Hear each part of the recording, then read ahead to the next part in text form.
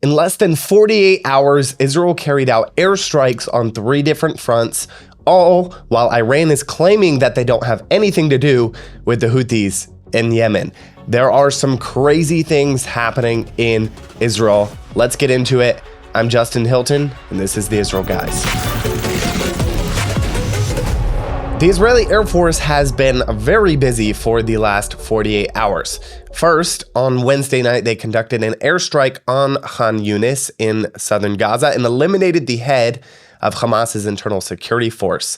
The IDF said, quote, "The Hamas internal security forces conducted violent interrogations of the Gazan population, violating human rights and suppressing dissent within the organization." They also said the airstrike on the terrorist operating in the humanitarian zone was carried out with careful measures to minimize civilian harm, including precise munitions and aerial surveillance. Then, on Thursday, the Israeli Air Force hit a military headquarters of the former Assad regime just south of Damascus. According to a Saudi news outlet, this base, or headquarters that they struck, housed electronic warfare and jamming systems and anti-aircraft systems, Iranian Shahab missiles, and rocket launchers. Later in the afternoon on Thursday, they struck Khan Yunis again, taking out multiple terrorists. And then last night, the Israeli Air Force, they struck Hezbollah rocket launchers in southern Lebanon.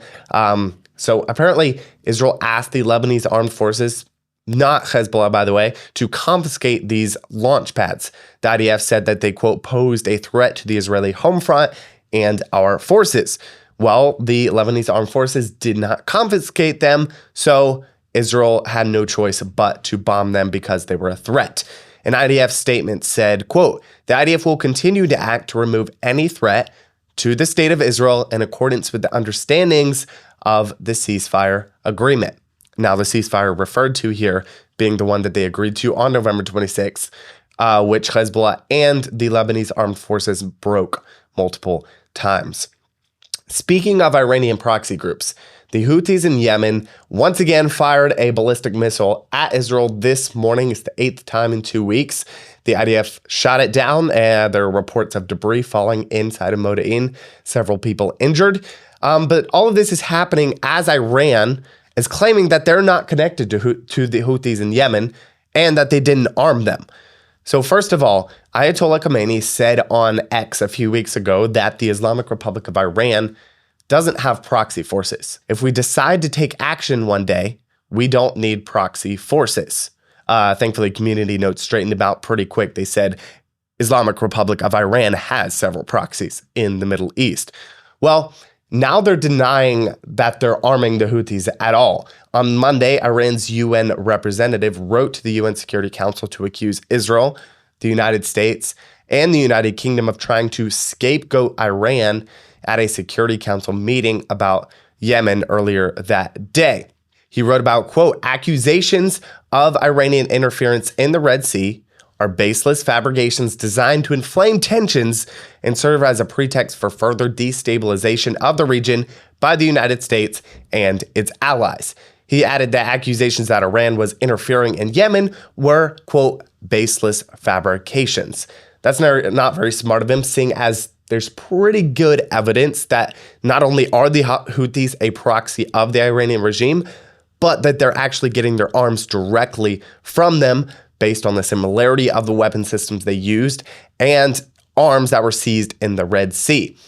Danny Danon, the Israeli ambassador to the United Nations, responded. He said this, "I'm not surprised that the Iranian representative was distressed when we exposed the Iranian terror machine operating in Yemen." He also said that if the Houthis don't cease their attacks on Israel, they will be eliminated just as Israel killed the leaders of other terrorist groups that threatened them. He said, "Let this be your final warning. This is not a threat. It is a promise you will share the same miserable fate." We'll be right back with the rest of the show, but first, Christianity is in trouble. Every day our faith is attacked and often watered down. Those who are zealous for their faith are few in number, or they're not willing to speak up. Young people are leaving the faith of their childhood to chase the dream of this world. If we look carefully at the Bible, however, we find that God gives us hope through an ancient prayer. This prayer unlocks the door to forgiveness and God's favor in our lives. It all goes back to the dedication of a temple in Jerusalem when Solomon prayed for the nations. Solomon prayed for you. Many times when Christianity is seeking repentance and revival, however, the key ingredient is left out: facing Jerusalem. Facing Jerusalem was written by Luke Hilton and Zach Waller. Filled with their personal stories, this book paints a beautiful picture of how all believers should care about and recognize Jerusalem's key role in the redemption of the world. Solomon asked God to answer the prayer of those from the nations that looked toward and faced Jerusalem. Is this prayer still valid today? Purchase our book at theisraelguys.store or click the link in the description below. Well, folks, some amazing news. Israel will be able to play in the World Indoor Bowls Championship this month. I know you were all probably left as shocked and as devastated as I was when you heard that the World Bowls Tour had banned Israeli players from competing in this event, in this sport that I didn't just make up, but is indeed a real sport that is enjoyed by, from what I can tell, over a dozen people at least, maybe more. I'm told lawn bowls is actually somewhat popular in the UK, which makes me all the more thankful for the events that transpired in 1776. But I digress. Now, in a stunning turn of events, the World Bowls Tour has reneged on its decision after facing quite a bit of backlash, including from members of the UK Parliament and UK lawyers for Israel. Now, why do I even bring this up? I bring this up because it's a big win. And it's not just a big win for these few Israeli players who can now play the sport that no one has ever heard about. And it's not just a win for pro-Israel fans of the sport. It's not even just a win for Israel and the culture war. This is a win for the pro-Israel movement at large. And I'm being serious here. It might seem like a small thing. Nobody really cares about this sport anyway. Apologies if you are one of those 12 people who love the sport or even know that it exists at all. But this shows that when we push back and we don't give in to the enemy, when we stand up for what is right, no matter how small, we can win. The darkness has no power against the light. It just takes someone to push back against the dark. I think that's a great thing to remember. Not to give up hope just because it seems hopeless. God is still working in the world. We can definitely see that in Israel. We can see it in America. We can see it on a grand scale, but we can also see it in the little things like this. And with that, guys, let's take a look at some of the lies that the media have been spreading about Israel this week. And this story comes to us courtesy of, yes, the Associated Press and Newsweek and NBC. The real story? Israel raids a hospital in Gaza, detains hundreds of terrorists. While IDF troops are not in hospital, a small fire breaks out in an empty building inside the hospital.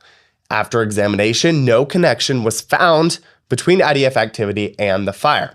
Okay, seems like something you would expect in war, not anything crazy dramatic, certainly not cause for a firestorm, pardon the pun, from international media. Well, take a look at how this story was reported by the corporate press. Israeli soldiers burn a hospital in Gaza. Israel burns northern Gaza's last functioning hospital, patients and staff removed. This media meltdown comes despite a detailed report put out by the Israeli Defense Forces on their operations inside the hospital, complete with photos of weapons and military equipment found in and around the hospital. The media chose to rely on an unverified claim made by the Hamas-run Ministry of Health. Some of the most widely spread claims, which might have sparked the media's assertions, come from the hospital's director, Hussam Abu Safia, who just so happens to be a colonel in Hamas and was detained by the IDF for that very reason. I would hope at this point you would know better than to just blindly trust terrorist and terrorist-run organizations. Here's the official IDF response to the incident.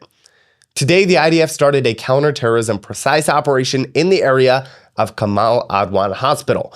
While IDF troops were not in the hospital, a small fire broke out in an empty building inside the hospital that is under control.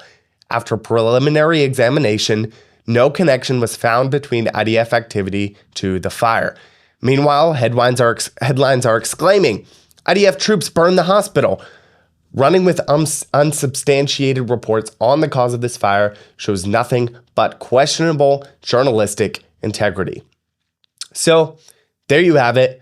The media once again shows their bias against Israel and spouts out unverified info while neglecting the actual facts on the ground. But speaking of things which we know to be true, Isaiah 2:2-3 says this, "Now it shall come to pass in the latter days that the mountain of the Lord's house shall be established on the top of the mountains and shall be exalted above the hills, and all nations shall flow to it. Many people shall come and say, 'Come and let us go up to the mountain of the Lord, to the house of the God of Jacob. He will teach us his ways, and we shall walk in his paths. For out of Zion shall go forth the law and the word of the Lord from Jerusalem.'" Guys, don't forget to check out Facing Jerusalem. You can get it at facingjerusalemthebook.com or just click the link in the description below. As always, stop listening to the lies and propaganda and connect with the truth of what is happening here in Israel. We'll be back soon here at the Israel Guys. Catch you in the next one.